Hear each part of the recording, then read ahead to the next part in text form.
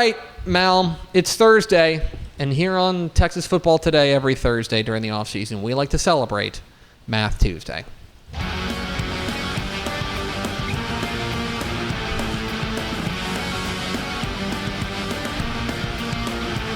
Math Tuesday here on Texas Football Today, where we dive inside the numbers of Texas high school football and give you a little something to chew on. And this is something that I have had stuck in the back of my brain basically for about 5 years, okay? And I know we do not want to think about 2020. 2020, going to go out on the record, thumbs down. Just not a fun year. Did you have fun in 2020? No. I don't think anybody had fun in 2020, right? Bad year, obviously the coronavirus pandemic, and all the things that went along with that. And if you remember, it impacted Texas high school football in a pretty severe way. That was the year that we had, obviously, crowd restrictions at games. We had, limited amount of practice, a remote school for a lot of teams, as well as the UIL decided to break up and change the way that the season happened. If you remember, the 6A and 5A started 4 weeks later than the small schools. And so we had split state championships. It was a bizarre season. That was weird. That was my first season here, too. I was still an intern. It was bizarre.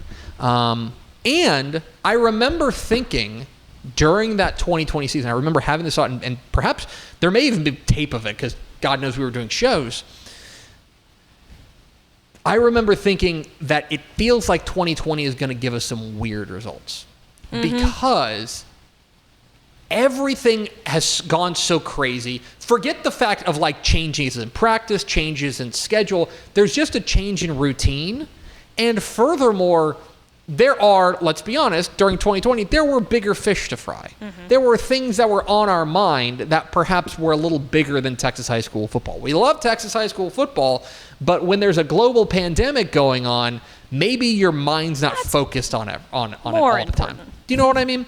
And so I remember thinking in 2020, it wouldn't be a surprise if we had some weird results, just some weird things happen. And I think that we did. And so what I wanted to do, now that we are 4 full seasons removed from that, we now have some data points to allow us to dive back and say, okay, who did have a weird year in 2020? Who did have that upside down year in 2020? And so what I did was I took the 2020 season and the team's record, right, in 2020, and looked at their winning percentage. I did winning percentage instead of like total wins because we had a lot of games that get canceled. We had teams that had shortened seasons. Some teams only played a couple, like 4 games, stuff like that. So I just took winning percentage, okay? And I compared it to the overall winning percentage of, oh my gosh, it's Kendall Iams. Hi, Kendall. Sorry. Oh, yeah, Rob told me that she was coming in today. That's also not her name anymore. Okay, no. Sorry. Point. So, Kendall Point.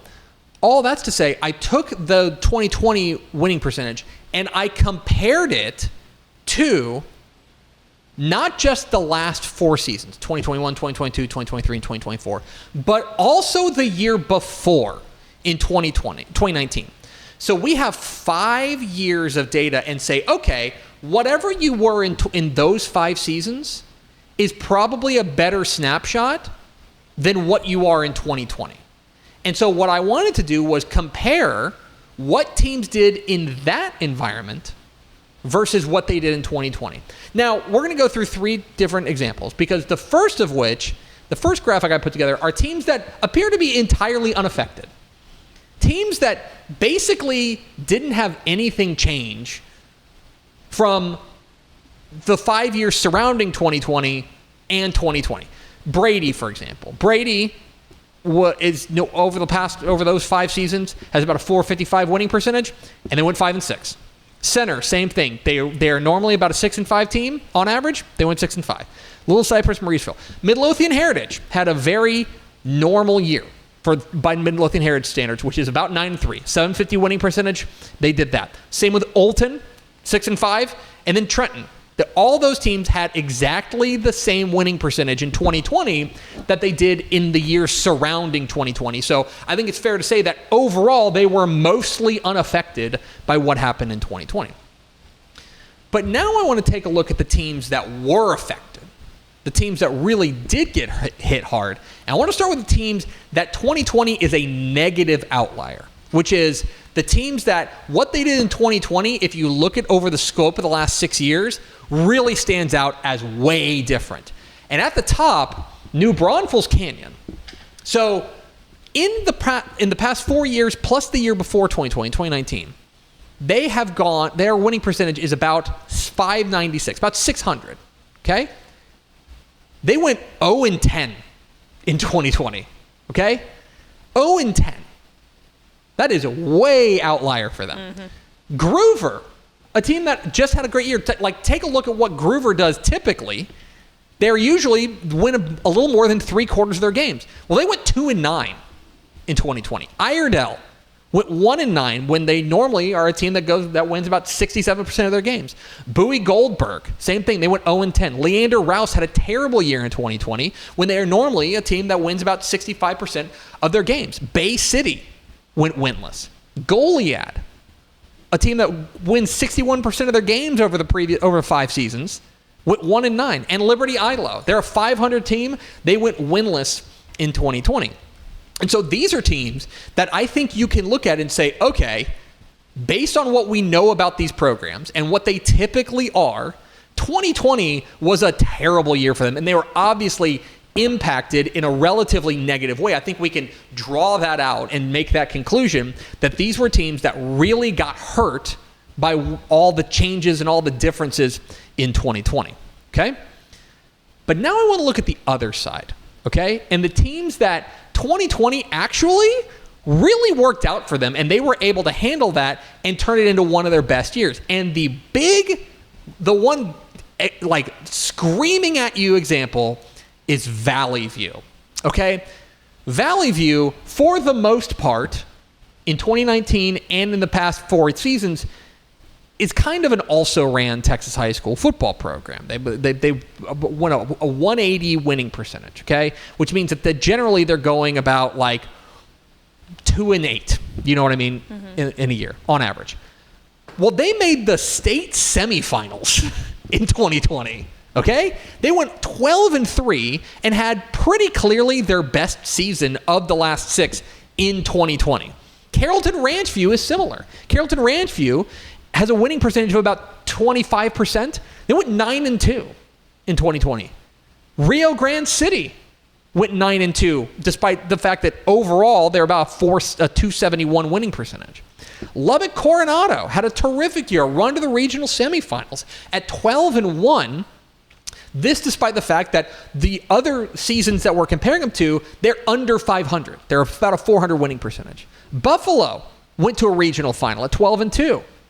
Beeville Jones went 11-1, by far their best season, despite the fact that they are about a 418 win percentage overall.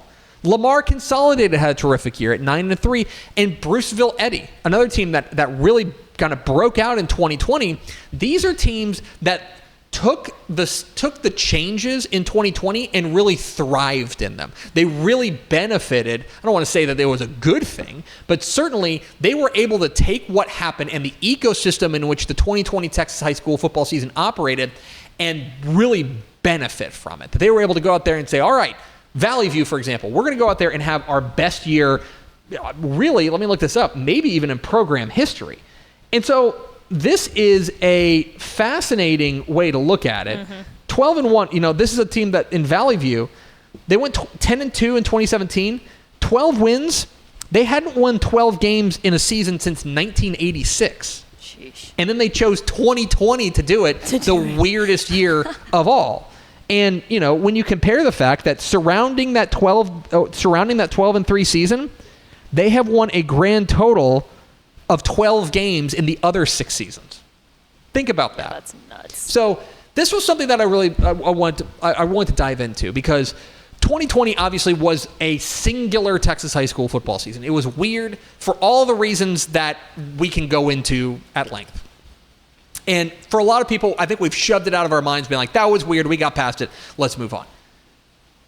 But there were some programs that really got hit hard by it, and it was way outlier for them in a negative way, and other teams that really thrived in that environment and found a way to put together some of their best football. And so that was something I've been meaning to do, and it's really interesting to me that like these programs, now we have enough data, I think, surrounding it, that we're able to say pretty confidently, yeah, okay, 2020 was an outlier for a lot of these teams, some in a positive way, some in a negative way. So there you have it, a dive into what teams really did in 2020 versus what they're used to doing. And that is another edition of Math Tuesday. We're at Texas Football Today. We're here Mondays and Thursdays on TexasFootball.com, talking football in the Lone Star State. You can follow us on Twitter at DCTF. Like us on Facebook, Facebook.com/Dave Campbell's. Follow us on Instagram, Instagram.com/Dave Campbell's. And, of course, see us at TexasFootball.com, TexasFootball.com, where you can find complete coverage of high school football, college football, and Cruton all across the Lone Star State.